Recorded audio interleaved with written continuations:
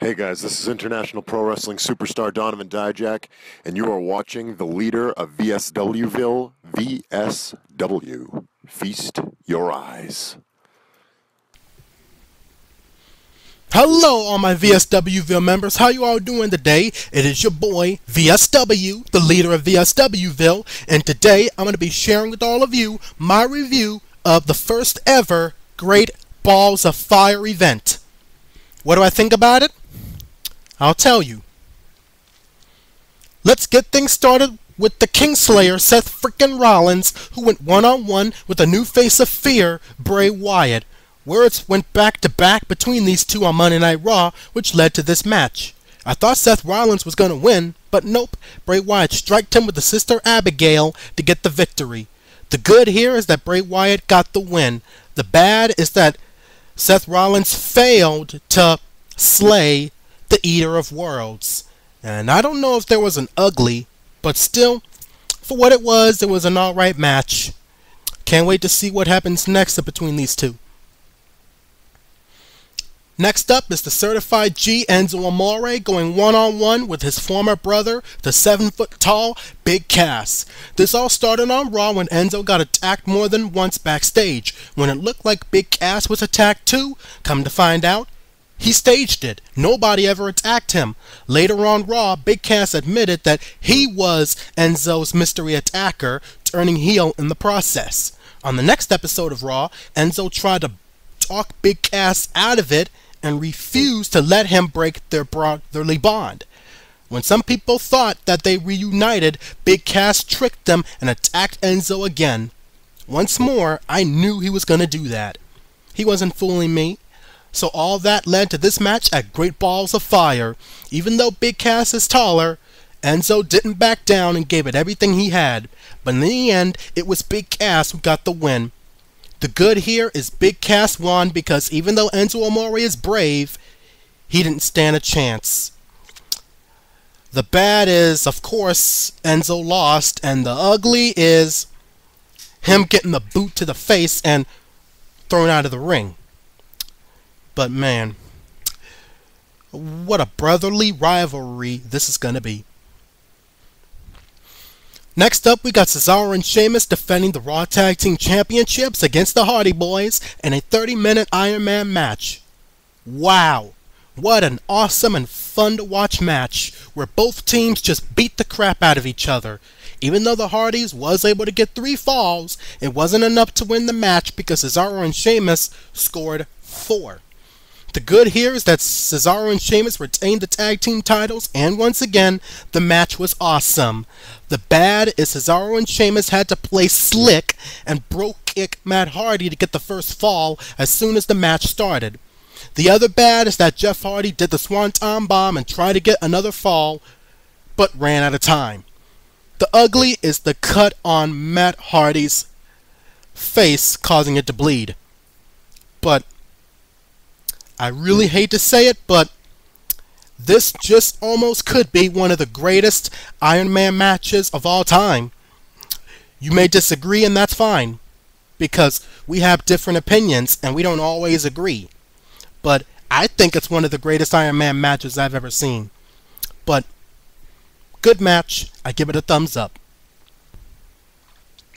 Next match is in the women's division, where the blissful Raw Women's Champion Alexa Bliss defends against the boss Sasha Banks.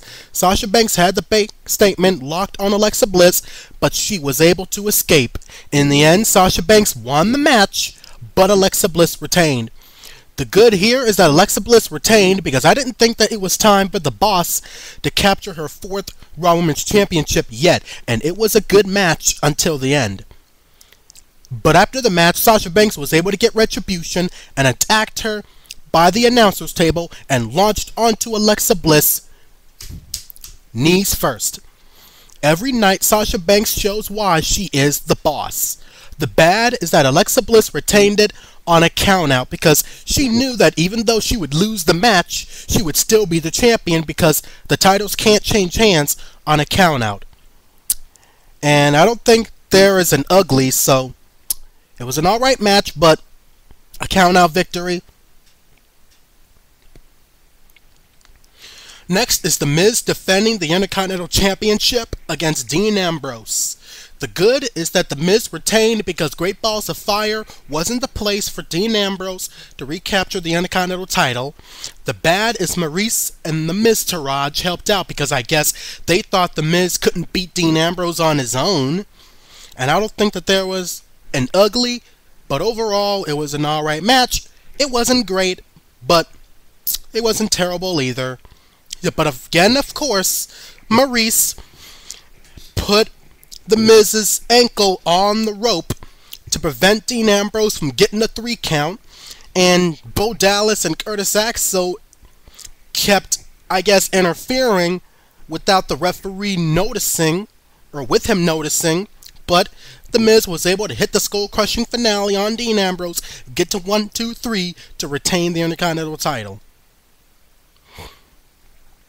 Next is the ambulance match where former United States WWE and Tag Team Champion Roman Reigns face off against his rival, the Monster Among Men, Braun Strowman. What a match this was. Roman Reigns landed 2 Superman punches to Braun Strowman, tackled him through the arena screen, hit him with one of the lights, and just gave it everything he had. But he made a mistake which gave Braun Strowman the chance to close the doors and win the match. The good here is that Braun Strowman won the match, even though I said Roman Reigns was going to win. The bad is the aftermath when Roman Reigns couldn't take his defeat like a man, speared Braun, and tossed him in the ambulance, even though the match was already over. The ugly, hands down, is Roman Reigns backing the ambulance up while driving it and hitting a semi-truck, with Braun Strowman exiting the ambulance, bloodied up. Even though Braun Strowman is hurting, I hope he'll be alright. To WWE, I got one question and one question only. Why have you not turned Roman Reigns heel yet? Keeping Roman Reigns as a good guy with the fans booing him doesn't make any sense. Not to me. Now, of course, there are some people out there who like Roman Reigns, and that's fine. Because as WWE fans, we can like and dislike whoever we want. Now, do I hate Roman Reigns? No. Do I love Roman Reigns? No. So, I like Roman Reigns. I don't love him. I don't hate him. I like him. But his run, I guess, still as a face with the fans booing him, that doesn't make any sense. So, WWE, why have you not turned Roman Reigns heel yet? What are you waiting for? Turn him heel already!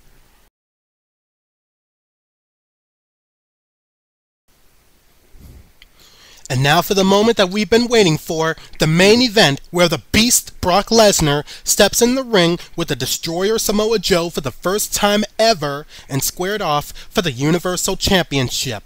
It was a pretty good match where Samoa Joe gave it everything he had and attempted to lock Brock Lesnar in the coquina clutch. But Brock Lesnar was able to escape and take Samoa Joe to Suplex City. When Joe had the coquina clutch in again, Brock escaped and landed the F5 to retain the Universal Championship. The good here is Samoa Joe had a very good first ever match with Brock Lesnar and was able to get the coquina clutch on him, but not all the way. The bad is we now don't know when Brock Lesnar will be defending the Universal Championship again because he's a part-timer and doesn't appear on WWE much. The ugly is Samoa Joe attacking Brock Lesnar before the bell rang and slam him onto the announce table.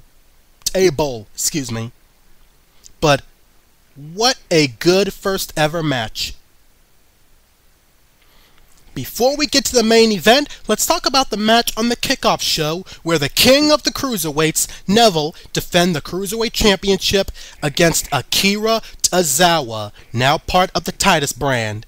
The good here is Neville retained because as much as I love to see Akira Tozawa as the Cruiserweight Champion one day, Great Balls of Fire wasn't the place, Sunday wasn't the time, it wasn't the night. The bad is Akira Tozawa lost even though he gave it everything he had, and he can keep his head high because he will be the Cruiserweight Champion one day. He just gotta believe and work hard and he'll get there. But just keep fighting, Akira Tozawa. You'll become the champion one day. And that's it, ladies and gentlemen. That's my review of Great Balls of Fire. I give it a 3.5 out of 5. Good matches, bad name, inappropriate logo, because how R-Truth say it, I don't even know if that's PG. WWE is supposed to be PG now. Well, that logo, that doesn't look PG or family friendly to me. But what's your review and thoughts on the first ever Great Balls of Fire? Leave them down in the comments below. And until next time, I say God bless, take care, stay safe. Welcome to VSWville. We are professional wrestling fans forever, and that's the bottom line, because VSW said so. Fist bump. Whoosh.